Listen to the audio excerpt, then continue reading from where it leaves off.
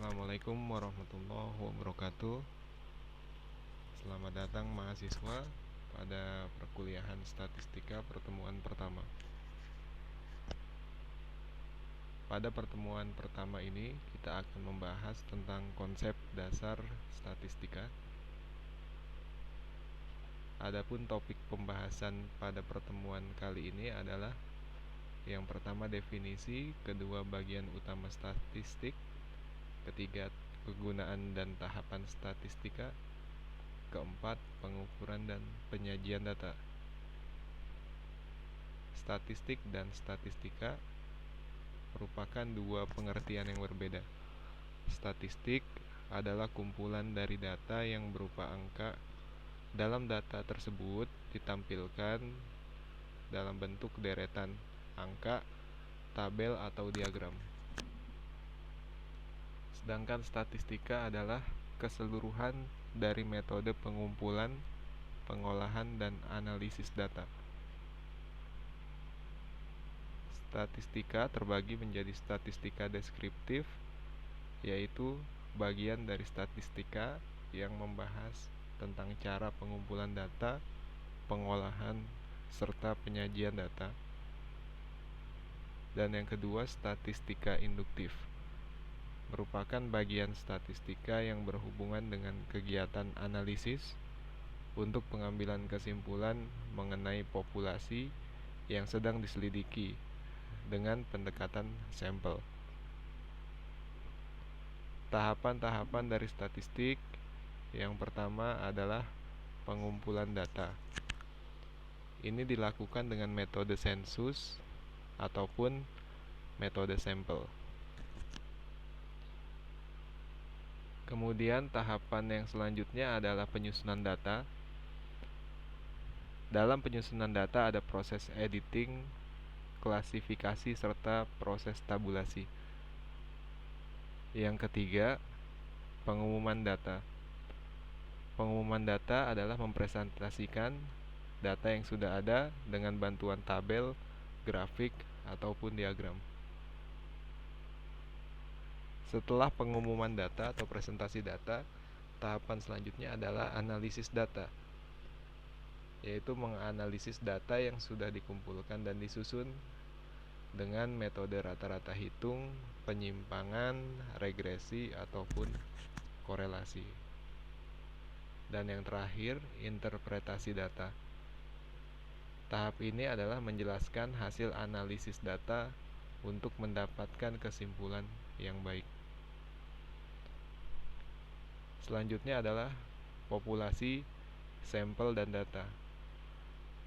Populasi adalah keseluruhan dari objek yang diselidiki.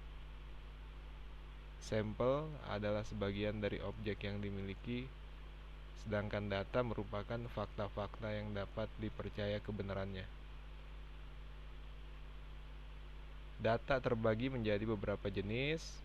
Yang pertama, berdasarkan perhitungannya, data terbagi menjadi dua, yaitu data kuantitatif dan data kualitatif.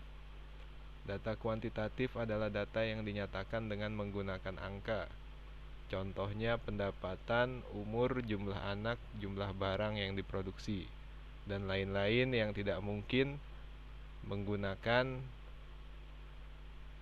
sifat, ya. Jadi di sini kita menggunakan angka untuk menyatakan data tentang pendapatan, umur, jumlah anak, dan lainnya. Ini terbagi menjadi dua untuk data kuantitatif. Yang pertama data diskrit, dan kedua data kontinu. Data diskrit adalah data yang satuannya selalu bulat, sedangkan data kontinu data yang satuannya berupa bilangan pecahan atau desimal. Data diskrit bisa dipakai untuk menentukan jumlah anak, jumlah kursi, dan lain sebagainya yang tidak mungkin itu menggunakan desimal. Sedangkan data kontinu, data yang satuannya berupa bilangan pecahan ini digunakan untuk menentukan umur, tinggi badan, berat badan, yang biasanya dipakai desimal untuk menentukan itu semua. Kemudian data kualitatif, data yang tidak dinyatakan dalam angka tapi dinyatakan dalam kategori. golongan atau sifat dari data tersebut. Contoh data kualitatif itu jenis kelamin, mata pencaharian, golongan ataupun jabatan. Selanjutnya jenis data berdasarkan sumber data ya. Ini ada di data intern yang pertama. Kemudian yang kedua data ekstern. Data intern adalah data yang dikumpulkan oleh suatu badan mengenai kegiatan badan tersebut dan hasilnya digunakan untuk kepentingan badan tersebut. Data ekstern. Yang selanjutnya ada data ekstern terbagi menjadi dua, yaitu primer dan juga data sekunder. Data primer itu sendiri adalah data ekstern yang diperoleh dari hasil penelitian sendiri, sedangkan data sekunder adalah data ekstern yang diperoleh dari pihak lain atau dari penelitian orang lain. Berikutnya ada skala pengukuran data. Skala pengukuran data ini terbagi menjadi beberapa skala. Yang pertama ada skala nominal. Data yang digabungkan pada skala nominal itu diukur dengan kriteria yang jelas dan bersifat diskrit. Sedangkan pada skala ordinal, data yang dikumpulkan atau diukur itu berdasarkan urutan-urutannya. Selanjutnya ada skala interval, skala yang digunakan untuk menunjukkan adanya pengelompokan yang mempunyai besaran yang sama.